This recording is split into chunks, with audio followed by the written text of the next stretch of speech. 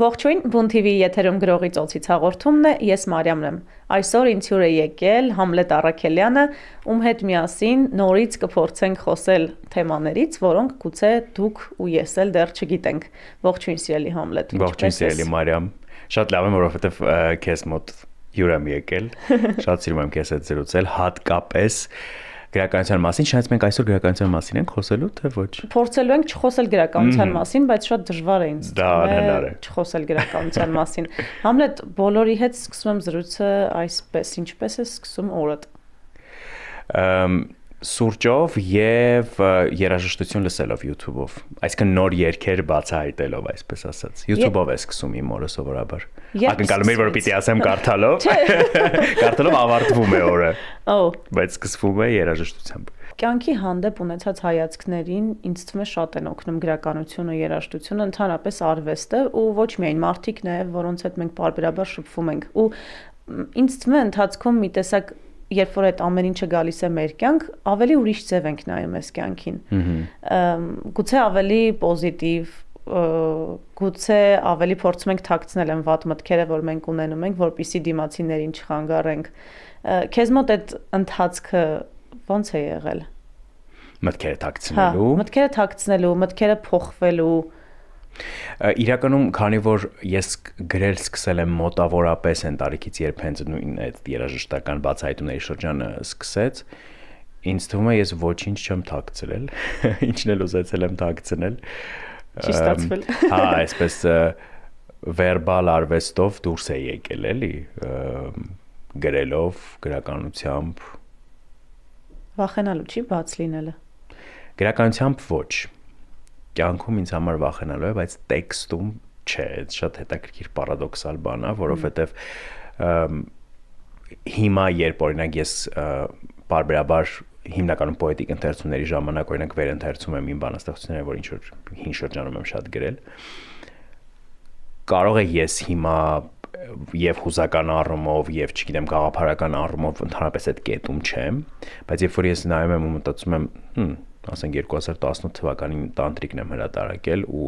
թե ինչեր եմ ես այնտեղ գրել, որքան բաց եմ ես այնտեղ եղել, հատկապես այդ տարիքի համար, հիմա ինձ համար զարմանալի է, որովհետև հիմա արդեն 30-ս է բոլորել, ես մի տեսակ ավելի բաց եմ կյանքի հանդեպ դարձել, ավելի շատ մոդելներ եւ մոդուլներ կան, որոնք կոտրվել են ինձ համար, այսինքն հիմա ինձ համար շատ ավելի,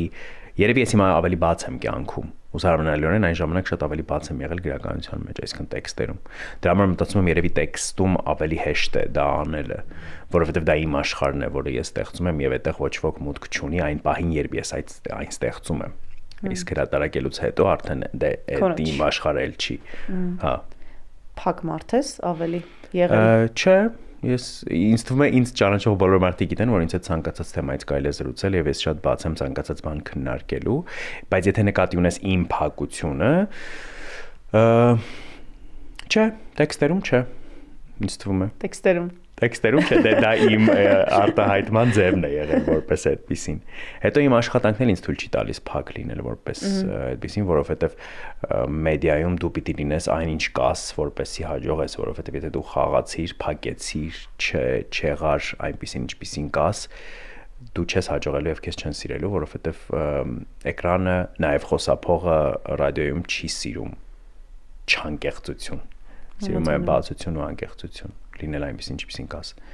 Գիտես, ոլորտը ու քո ընտրած ոլորտները հատկապես երևի թե ամենադժվար ոլորտներն են՝ գրականություն, մեդիա, դասախոս լինել, ինչու ոչ, որոնց հետ շատ դժվար է պահել իմ կարծիքով տեսակը, որովհետև գրականությունը լրիվ ուրիշ տեղ կարող է քեզ տանել, մեդիան լրիվ ուրիշ աշխարհ է, լրիվ ուրիշ պահանջներ ունի, բայց դու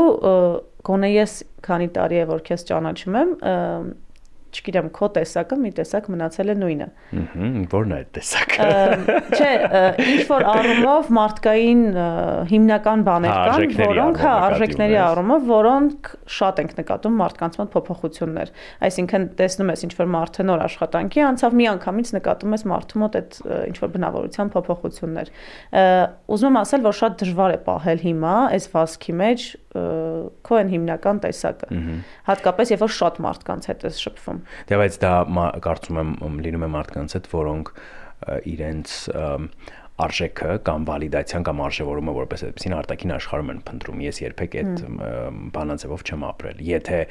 արտաքին աշխարհում կատարվող որևէ փոփոխություն, ինչպես դու նշեցիր, ասենք քո աշխատանքը կարող է քեզ փոխել, ուրեմն կան ինչ-որ խնդիրներ, որոնք երևի պիտի հաղթահարվեն, որովհետև ինձ համար նախ իմ գործունեության բոլոր ոլորտները մեծ հաշվով գալիս եւ հանգում են էլի տեքստին, որովհետև մեդիան էլ է տեքստից սկսում, դասախոսությունն էլ է տեքստից սկսում եւ խոսքը որպես այդպեսին գրականության մասին դե ավելորդ թե անգամ մեկնաբանել ու քանի որ այն ինչ ես անում եմ իրականում անում եմ որովհետև սիրում եմ ոչ թե որովհետև ուզում եմ ինչ-որ բան լինել ես եմ մինչև դա անելը, այսպես ասած, դրա համար երևի ինձ դժվար չի եղել, անկեղծ, ընդհանրապես դժվար չի եղել։ Ինչ-որ բաներ մանկությունից ու ընտանիքից են գալիս, որովհետև գուցե, բայց ես ասեմ քեզ տեքստերը ինձ շատ են հղկել եւ ձևավորել, երբ որ գրականությունը մտավ իմ կյանք, քիչ հասմիկ սիմոնյանական տեքստ ասացի, իսկ դա էլի մոտավորապես այդ դեռահասության տարիքում էր հիմնովին մտնել է էլի ինձ տեքստերը շատ են հղկել եւ գրականությունը իմ աշխարհայացքի տեսակի նույն առումով ինչպես դու նշեցիր եւ դա ընդհանրապես ինձ համար իմ ինքնաճանաչումը եւ աշխարհը ճանաչելը եւ ամեն ինչ պատտվում է տեքստի շուրջ ես մինչեւ հիմա էլ ինքս ինձ վերադասավորում եւ վերաձևավորում եմ տեքստերով եւ դա էական չէ տեքստը արտադրվում է իմ կողմից թե սպառվում միևնույն ամեն ինչ տեքստի մասին է իմ կյանքում եւ բոլորիս ուղղակի մենք դա չենք գիտակցում քաղաքներն էլ են չէ տեքստեր հա իհարկե վայ իհարկե եւ ասեմ քեզ որ ինձ համար տեքստերը քաղաքների մասին ամենասիրելիներից են երևի թե ամենամեծ կռիվ ունեցած տեքստը ո՞րն է եղել որ կռվել ես այդ տեքստի հետ շատ իմ գրած թե կարդացած որ կռվել եմ բայց նաև քեզ հարազատ է եղել որովհետև դու կռվել ես էգզիստենցիալ գրականությունը երևի մի տեքստ չեմ նշի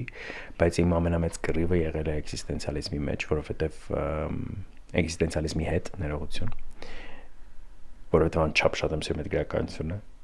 բայց եւ միշտ իմ կյանքում ունեմ այդ հարցադրումը էգզիստենցիայի եւ այսինքն գոյության եւ այն ամենի ինչ գոյությունից անդին է դրա համադրման հետ որպես այդպեսին դրա համար էգզիստենցիալիստների հետ շատ եմ կռվել բայց եւ շատ սիրում եմ իրենց անչափ շատ սիրում եմ Հայաստանում հեշտ է ապրելը ինձ հա որովհետև սիրում ես որովհետև ճանաչում եմ իսկ սիրելը սկսում է ճանաչելուց ինձ միշտ թվացել էր Հայաստանում դժվար է ապրելը հետո երբ փորձառություն ունեցա Հայաստանում չապրելու ինչ որ մի շրջան հասկացա որ ես մի վարպետ եմ ունեցել իմ կյանքում բազմաթիվ վարպետներ եմ ունեցել բայց հիմնական վարպետներից մեկը Արթուր Գրիգորյանն է արդեն լուսահոգի ցավոք եւ ես հիշում եմ մի անգամ մասնավորություններից մեկում ինձ ասաց ես կարծում եմ որ պատահական չէ մարդը որ հողում է ծնվում դա պատահականություն չի եւ եթե դու ծնվել ես այս հողից այս հողում դրա մեջ ինչ որ նախախնամություն կա ինչ որ մի իմաստ դրա մեջ կա որպես այդպեսին ու այդ խոսքերը իմ կյանքում շատ բան են փոխել որովհետև հետո բարբերաբար ես այդ ճշմարտությանը ինքս եմ վերադառնում եւ հասկանում եմ որ ըստ երևույթին պատահական չի որ ես հենց հայ եմ ծնվել եմ Հայաստանում եւ երևի պիտի այստեղ էլ ապրեմ ու ինձ հենց այդ գիտակցումն է օգնում հեշտացնել ինձ համար գոյությունը Հայաստանում որը այո կարող է բարբերաբար բարդ թվալ Երևանում առավել եւս մեր մայրաքաղաքում բայց ես չեմ պատկերացնում իմ կյանքը առանց այս քաղաքի դե ես Երևանցի եմ, եթե Հայաստանի այլ ինչ-որ քաղաքում, գյուղում կամ այլ տարածության մեջ ծնված լինեի, գուցե դա ավելի համարեի, այսպես ասած, իմ հայրենիքը, բայց իմ հայրենիքը նախ եւ առաջ Երևանն է, որովհետեւ ես Երևանցի եմ։ Ու չեմ պատկերացնում ինձ առանց այս քաղաքի, անկեղծ, երբեք չեմ պատկերացնում։ Իսկ հայրենիքը սիրել ինչ է նշանակում։ Հաշտ լինել քո իդենտության հետ, քո ինքնության հետ հաշտ լինել։ Նախ այդ ինքնությունը ինքդ քեզ համար ձևակերպել եւ գուցե ձևել նաեւ շարունակաբար կյանքում, բայց հաշտ լինել դրա հետ եւ սիրել դա առաջին հերթին, որովհետեւ հայրենիքի ինքնությունը ինձ համար։ Հայրենիքի գիտակցումը ինքնություն է, որը մենք չենք ստեղծում։ Այդ Շոպենհաուերի հայտնի ձևակերպումն է, չէ, այն մասին, որ ամենա սին, այսպես ասած, հպարտությունը այն է, երբ դու հպարտանում ես, օրինակ, չգիտեմ, քո ազգությամբ եւ ազգային արժեքներով, այսինքն ինչ-որ մի բանով, որը դու չես ստեղծել, քեզ տրվել է ուղակի, որովհետեւ սովորաբար մենք պիտի հպարտանանք այն ամենով, ինչը մենք ենք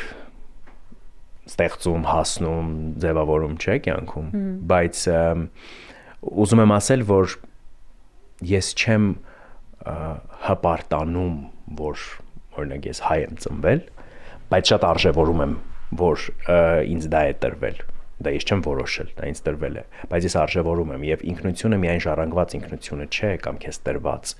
դա ինքնությունն է, որը դու նախ ինչ բան քեզ տալիս, դու նախ պիտի սկսես դա ճանաչել, ինքդ քեզ համար վերաձևակերպել այն ինչ որ արդեն ձևակերպված է քեզ համար, հետո հասկանալ այդ ամեն ինչի մեջ ով ես դու, որն է քոնը եւ դու հաշտես դրա հետ թե չէ։ Ես այդ ճանապարհը անցել եմ մեծ մասամբ, շարունակում եմ անցնել, որովհետեւ մենք փոփոխվող գոյության մեջ ենք ապրում, ուզենք չուզենք, եւ մեր տարածությունն էլ է փոխվում, եւ մեր կաղապարներն էլ են փոխվում, եւ այդ ինքնության ձևերն էլ են փոխվում, բայց մեծ հաշվով ես դա ինձ համար ձևակերպել եմ։ Իսկ ինչքան էլ վերաձևակերպում եմ, դա ինձ չի օտարանում, ավելի է հարազատանում իրականում։ Քեզ հետ ես հաշտ ու քեզ ես սիրում։ Հիմա հա, ես շատ մեծ ճանապարհ եմ անցել այս խաղաղության կետին հասնելու համար եւ շատ բարդ եւ ինձ էլի չճանաչող մարդկանց կարող է թվալ, որ ես միշտ եմ խաղաղ եղել ինքս ինձ հետ, բայց չէ, դա շատ բարդ ճանապարհ է, որը երևի նաեւ տարիքի հետ է ինչ-որ առումով գալիս, չգիտեմ, բայց նաեւ անդադար աշխատելու, որտեղ դու պիտի ուզենաս, որ այդ խաղաղությունը ունենաս, եթե չես ցանկանում ունենալ, կարող ես ամբողջ կյանքում էլ անխաղաղ ապրել ինքդ քեզ հետ եւ քո կյանքի։ Իսկ կարող ես ասել, որ արդեն շատ լավ ես քեզ ճանաչում։ Չէ։ Միշտ ինչ որտեղ կա, գիտեմ, բայց միշտ ինչ որտեղ կա։ Ես ճանաչում եմ իմ պատեռները, այսպես ասած, ինչ որ կոնկրետ կաղապարներ կան ինձ հետ կապված, որոնք ես լավ ճանաչում եմ, բայց դա կարող է փոխվել։ Դրանք կարող են փոխվել, զարգանալ, աճել։ Էդ էլ այլ ինքդ քեզ էլ ես անդադար վերաձևակերպում, ուզես թե չուզես։ Մարդը վիճակ է։ Մենք ինչ որ վիճակի մեջ ենք, որի մեջ կարող ենք լինել շարունակաբար, պարբերաբար եւ կարող ենք այլևս երբեք չլինել էլ այդ վիճակի մեջ։ Այդ կյանքն է ցույց տալիս ոնց է գնում ճանապարհը։ Դիմացինների համար քեզ հեշտ մարդ ես համարում ընդհանրապես։ Ընկերներիս համար այո։ Աշխատանքում ոչ այդքան, որովհետև շատ սկզբունքային եմ, հարաբերություններում առավել եւս բարդության տեսանկյունից, եթե դեռ շատ անկեղծորեն ձևակերպեմ։ Իսկ որպես դասախոս խիստ, բայց բարի։ Իսկ դու երբ որ շփվում ես մարդկանց հետ, ակնկալիքներ, բացի այն սովորական ակնկալիքները, որ մենք ունենք մարդկանցից, հա, լինել լավը, լավ մարդ են, ամենապրիմիտիվ, այսպես ասած, ունես ինչ-որ սպասումներ, որոնք եթե չեն արդարացվում, դու դժվար ես շարունակում այդ շփումները։ Ես երբեք չեմ սպասում, որ մարդը պիտի լավ մարդ լինի, եթե անկեղծ, որովհետև այդ լավն էլ է շատ հարաբերական։ Շատ եմ ոչ թե սպասում, շատ եմ սիրում մարդկանց, ովքեր գիտեն իրենց ճանաչում են եւ իրենց տեսակի մեջ այնպեսին են, ինչպեսին կան։ Այդ մարդկանց շատ եմ սիրում։ Ու էական չէ իրենք մեր այդ հասարակական կարծրատիպային ընկալմամբ լավն են թե վատն են։ Քո ընկալմամբ։ Հա։ Հա։ Այդ մարդկանց շատ եմ սիրում, ովքեր իրենց տեսակի մեջ են եւ հաշտ են դրա հետ։ Իսկ ի՞նչ է քեզ պետք, որ դու սիրես մարդուն, բացի որ ինքը իրեն ճանաչում է։ Բնավորության ինչ որ գծեր, որ քեզ կարող են հենց առաջին հայացքից գրավիչ թվալ օրինակ։ Ազատությունը Օ, եւ ներքին ազատության շեմի մասին է խոսքը։ Դա ինձ համար է ամենակարևոր բանը կյանքում, երբ ներքին աշխատանքին է խոսքը վերաբերում, ասենք ինքս իմ հետ աշխատանքին կամ իմ ներաշխարհի մասին մտածելիս, վերլուծելիս եւ այլն, այդ ներքին ազատության շուրջ շատ եմ խորհում ու դա ինձ համար շատ կարևոր է եւ դա էլ իսկապես արժևորում եմ այլ մարդկանց մեջ։ Եվ հիմա կարող եմ ասել, ասենք անկեղծություն է ինքդ քեզ հետ հաշտ լինել եւ այլն, բայց դա էլ է գալիս այդ ներքին ազատությունից, էլի դա ինձ համար ամենակարևոր արժեքն է մարդու մեջ եւ սկզբունքայինությունը։ Ես շատ եմ սիրում սկզբունքային մարդկանց։ դու էլ ես, չէ՞ սկզբունքային։ Փորձում եմ լինել։ Տարիների հետ ավելի ճկուն եմ դարձել, որովհետև հասկացել եմ, որ միշտ չէ, որ հնարավոր է ապրել եւ գոյել այն աշխարհում, որը քո գլխում է, բայց փորձում եմ հիմնական հարցերում հատկապես ինչ վերաբերում է մարդկային հարաբերություններին եւ փոխհարաբերություններին, փորձում եմ սկզբունքներս պահել։ Իսկ ինչ պիտի լինի քո կարծիքով, որ դեմ գնաս դու ինքդ քո սկզբունքներին։ Հանուն ինչ որ մեկի, ով ինձ համար շատ հարազատ է։ Եղել են տենց դեպքեր։ Լիքը։ Հաճախ։ Հա, դե որովհետև միշտ ավելի կարևոր են մարդիկ, ում դու սիրում ես եւ ովքեր քեզ համար թանկ են եւ իրենց խաղաղությունը ու իրենց լավ լինելը, քան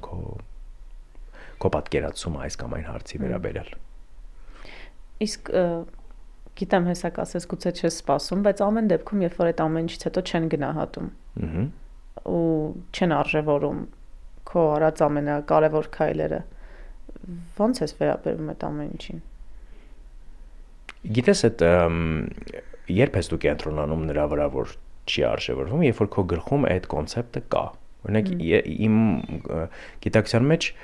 դա կարևոր տեղ չի զբաղեցնում, որ ես դա ֆիքսեմ։ Հիմա ասացիր, ես մտածեցի, երբ չեն արժևորել, որովհետև մեծ հաշվով երևի այդ արժևորման պահանջը երևի այդ արժևորման պահանջը որպես այդպեսին իմ մեջ չկա, այդ սպասումը, գուցե դրա համար չեմ կենտրոնացել դրա վրա։ Չգիտեմ էլ այս հարցը ինչու ես ինձ տալիս, բայց չեմ մտաբերում։ Եվ եթե անգամ մտաբերում եմ, ես դա հեշտ եմ հաղթահարում, կարծում եմ։ Հեշտ չեմ հաղթահարում միայն այն դեպքերում, երբ որ շատ հարազատ մեկի մասին է խոսքը, օրինակ, այդ դեպքում կարող եմ հեշտ չհաղթահարել, ոչ թե ինչ-որ բան չի արժևորվում, այլ որ կա չհասկացվածություն։ Դա շատ բարդ բան է։ Փորձել հաշտ լինել, երբ դուք տարբեր կերպ եք տեսնում, բայց դուք շատ սիրում եք իրար։ Այդ շատ բարդ բան է։ Եվ կարևոր չի տարբեր կերպ եք տեսնում իրավիճակը, իրար, էական չի։ Ուղղակի տարբեր կերպ եք տեսնում։ Հա, կյանքը։ Որովհետև երբ ինչն է ամենամտերմության բարձրագույն ձևը ինձ համար, երբ դուք երկուսդ նայում եք նույն երկնքին, ոչ թե տարբեր երկնքների, դա շատ կարևոր է։ Իսկ երբ որ կա մտերմություն, կա հարազատ մարդ, որի հետ ինչ որ փուլում օրինակ սկսում եք այլևս նույն երկնքին չնայել, այ դա է երևի բարդ, քան այդ քո նշած չարժևորման խնդիրը, որովհետև ինչ է նշանակում լինել արժևորված, նշանակում է մեծ հաշվով նույն էջի վրա լինել։ Նեղած կոտ ես։ Հիմա չէ։ Հիմա մի քիչ ավելի բան եմ դարձել ընդունող, որ կարող են ինչ-որ բաներ չլինել այնպես։ Հա, այսինքն բայց ժամանակին շատ նեղած կոտ եմ եղել։ Այդ հիման երբ բանից է այդ հիման։ Հիման միշտ կա, կրկնում եմ դա ինչ-որ ճանապարհ որ դու բարբերաբար ես անցնում, ուղղակի երևի այդ 20-ականների վերջից, էլի, երբ որ արդեն ինչ որ ամեն դեպքում, երբ որ դու սկսում ես մեծանալ, շատ բաներ վերաբալանսավորվում են քո կյանքում ու նաև քո հույզերի, քո աշխարհի հետ հարաբերությունների հարցերում։ Հիմա չգիտեմ դա իմ ներքին աշխատանքի արդյունքն է թե մեծանալու թե ինչ որ բաների փոփոխության, բայց հա, ասենք հիմա շատ քիչ եմ նեղանում, որովհետև միշտ միշտ այդ ինչքան աճում է քո ինքդ քեզ հարցեր տալու պահանջմունքը եւ ներհայեցումը, այնքան ավելի քիչ ես դու աշխարհից ունենում պահանջներ, որովհետեւ սովորաբար դու պատասխանները սկսում ես գտնել շատ հեշտ կամ քո մեջ կամ թեկուզ նույն աշխարհի, բայց դու գտնում ես այդ պատասխանը։ Իսկ որ պատասխան ունես, էլ ինչն է եղանալ։ Այսինքն երբ դու գիտես օրինակ ինչն է եղել պատճառը ինչ որ բանի, որից դու օրինակ կարող ես նեղանալ, դու հասկանում ես եւ անցնում ես առաջ, էլ չես նեղանում։ Թատրոնը եկավ քո կյանք։ Ահա։ Մի քիչ պատմի այդ զգացողությունների մասին։ Թատրոնը վերադարձել է իմ կյանք։ Վերադարձել է, հա։ Մեծ շուկով։ Հա, մեծ շուկով, հա, որովհետեւ ես երգի թատրոնում, որը իհարկե սպეციფიկ թատրոն է, մյուզիկլային ուղղվածությամբ եւ երգի, բայց ամեն դեպքում ես 5 տարի աշխատել եմ թատրոնում եւ 5 տարի խաղացել եմ։ Բայց հա, դրամատիկ թատրոնը իր ողջ լրջությամբ նոր է իմ կյանքում, ինչ խոսք, բայց ես թատրոնի շատ մեծ երկրպագու եմ, երևի չկա ներկայացում Հայաստանում եւ աշխարհում որքան հասցրել եմ, որ չեմ դիտել եւ աշխարհում եմ շատ ներկայացումներ դիտել, ես միշտ ցանկացած իմ շրջագայության ժամանակ գոնե մեկ ներկայացում, եթե այնպիսի քաղաքում եմ գտնում, որտեղ կա, ասենք, լավ թատրոն դիտում եմ։ Ինձ համար թատրոնը շատ սիրելի արվեստի ձև է։ Դրա համար թատրոնը միշտ է իմ կյանքում եղել, ուղղակի հիմա ես ոնց որ հակառակ կողմում եմ, էլի, ու այդ հետաքրքիր փորձառություն է։ Չեմ ասի, որ ես դարձա դերասան կամ ինձ համարում եմ դերասան, բայց համար ի սկզբանե ես կարծում եմ, երբ դու արվեստի մարդ ես, ասենք արտիստ ես, եթե փորձենք մեկ ընդհանրական բնորոշում տալ քեզ, դրսևորման ձևերը կարող են լինել տարբեր, բայց կարևորն այն է, որ կա այդ դրսևորումը, այսպես ասեմ։ Հիմա մեծ հաշվով էլի տեքստի մասին է, էլի թատրոնը, ուղղակի ուրիշ ձև է ստանում այդ նույն տեքստը։ Գուցե դա դու չես գրել, բայց դու ես հասցնում։ Որն ավելի դժվար է։ Որն ավելի դժվար է, հա։ Ուզում եմ ասել, այնպես չէ, որ մտածում եմ ինձ սկսել եմ ընկալել որպես դերասան, ես միևնույն է նույն մարդն եմ, ուղղակի եւս մեկ հնարավորությամբ կամ գուցե ավելի շատ հնարավորություններ հետո լինեն ինքնաարտահայտվելու։ Քո մասին բամբասանքներ շատ ես լսել։ Լիքը, չկա հանրային մարդու մասին չկան բամբասանքներ, այսինքն դա անհնար է, որովհետեւ եւ հատկապես մեր հասարակությունը ունի ցավոք ունի այդ հակումը արժեզրկելու ամեն ինչ եւ ամենքին։ Մեզ միշտ թվում է, որ դրանով մենք ավելի լավն ենք դառնում, բայց դա շատ ինչպես ասեմ, չմշակված մակարդակ է հասարակական ոգու։ Մենք որպես հավաքական միավոր մեզ թվում է, որ դրանով մենք զարգանում ենք, բայց մենք դրանով չենք զարգանում։ Մենք աճելու ենք այն ժամանակ, երբ կարողանանք տեսնել, ընդունել եւ չմեկնաբանել։ Իսկ մեկնաբանումը մեզ համար դեռ ցավոք գործիքն է արհեստական աճի զգացողության, առավելության զգացողության, զարգացման առավելության, ինչ որ բան փոխելու, այսինքն մեզ թվում է, եթե մենք օրինակ մեկնաբանում ենք, բամբասում ենք, արժեզրկում ենք, ասում ենք բաներ, որ մեզ թվում է միայն մենք գիտենք, օրինակ, դրանով մենք ինչ-որ բան ենք փոխում։ Հայտնագործություն ենք արել։ Այո, բայց ըստիս ընդհանրապես փոփոխությունները կյանքում եւ աշխարհում անուղղակիորեն են լինում։ Ամենամեծ փոփոխությունները լինում են անուղղակիորեն, երբ որ դանդաղ, շատ թեթև ընթացքով գետը մաքրում է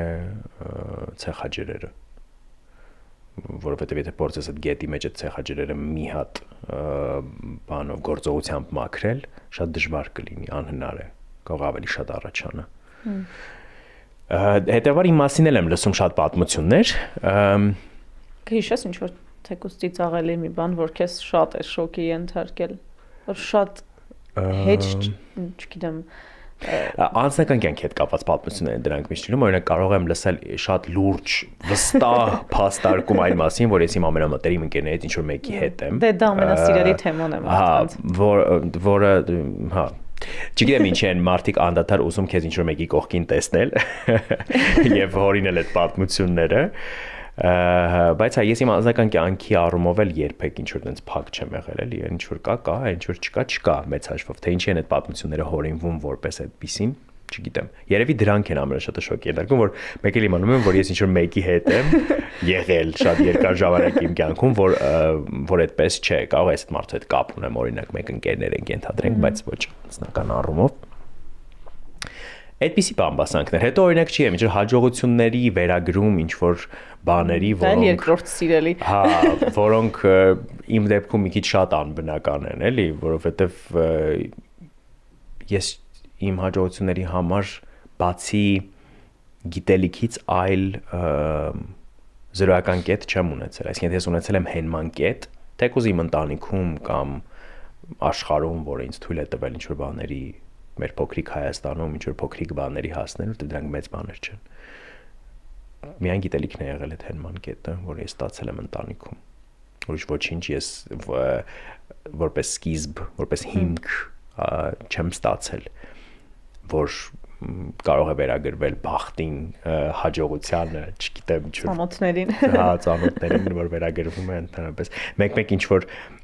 դեկամերից մեդիայում եմ աշխատում, ես նաև հակառակ կողմում եմ այդ նարատիվների ստեղծմանը եւ ես ինքս գիտեմ, թե ինչպես են այդ նարատիվները ստեղծվում, հա, օրինակ ինչ երջանիկ պատահականության արդյունքում կարող է թվալ, որ ինչ որ մի կոնսպիրացիա կա, բայց կարող է դա լինել իսկապես երջանիկ պատահականություն, էլի։ Ասենք երկու մարդ լրիվ անտեղյակ ինչ որ երրորդ մարդու ինչ որ գործողության մասին կարող են անել ինչ որ գործողություն, որը լիովին պատահական սկզբունքով հենց այդ նույն ժամանակամիջոցում դառնա հանրային եւ երրորդ մարդուն թվա, որ այդտեղ կար ինչ որ նախախնամություն, դիտավորություն, բայց դա կարող է բացարձակ պատահականության արդյունք լինել։ Ես դրա հակառակ կողմում եմ, ես գիտեմ երբ է ինչպես են նարատիվները ստեղծվում, երբ են դրանք ստեղծվում դիտմամբ եւ երբ կարող են պարզապես իսկապես պատահականության արդյունք լինել։ Ու շատ ցավալի է, որ երբեմն ինչ որ պատահականություններ ընդունվում են որպես ճշմարտություն, կապ չունի դա անձի մասին է, թե ինչ որ մեծ երևույթի ավելի։ Ուզում ասեմ, այդ դա չբռնվող բան է, գնդակ։ Երբեք չես կարող բռնել այդ գնդակը, դրա համար ես շատ հաշտ եմ, ու ինչ որ բաներ որ լսում եմ, հա, կարող է շոկի ենթարկել ինձ, բայց դա տևում է 5 րոպե, ինչ որ ընկերներով քննարկում ենք, ծիծաղում ենք, անցնում ենք առաջ։ Քանի որ ժամանակը արդեն ցավոք սպառվում է։ Չեմ հավատում։ Իսկ դες նոր ենք սկսում խոսել։ Ինձ էլ։ Մենք ունենք մշտական հարց, ասա գիրք կամ թեկուզ պատմվածք կամ չգիտեմ, բանաստեղծություն հայ ժամանակակից գրողներից, որը կուզեիր դու գրած լինել։ Օ Փորձել եմ տարբերակներ գուշակել։ Հենց մեր ժամանակակից ողջ առողջ։ Երևի Հասմիկի մեղուներ պահող աղջիկը։ Ես երկու օր մենք անդադ Հասմիկին ենք հիշում։ Հա, բարբերաբար ասում են Հասմիկից։ Չէ, ես ու դու ինձ երկու օր առաջ հիշում ես Հասմիկին ցիտեցի։ Երևի բանաստեղծություններից դա շատ սիրելի բանաստեղծություն է ինձ համար։ Իսկ Արցակ Պաչյանի PF-ը երևի գուշակել էի դա եկավ, հա, երկուսը գուշակել։ Դե եթե իմ սիրելի գրականությունն է, երևի տրամաբանական է, որ եթե հարցնես ինչ կուզենայիր դու գրած լինեիր, պիտի ասեմ գործեր, որոնք ինձ համար սիրելի են։ Հետևաբար, հա, որովհետև նույն այդ երբ իրականությունը իմ հետևից գա, այդ տողը այնքան իմ մասին է։ Այնքան իմ մասին է այդ տողը, երբ որ ես կարդացել եմ դա առաջին անգամ եւ հետո նաեւ լսել, որ միշտ մտածել եմ այս ձևակերպումը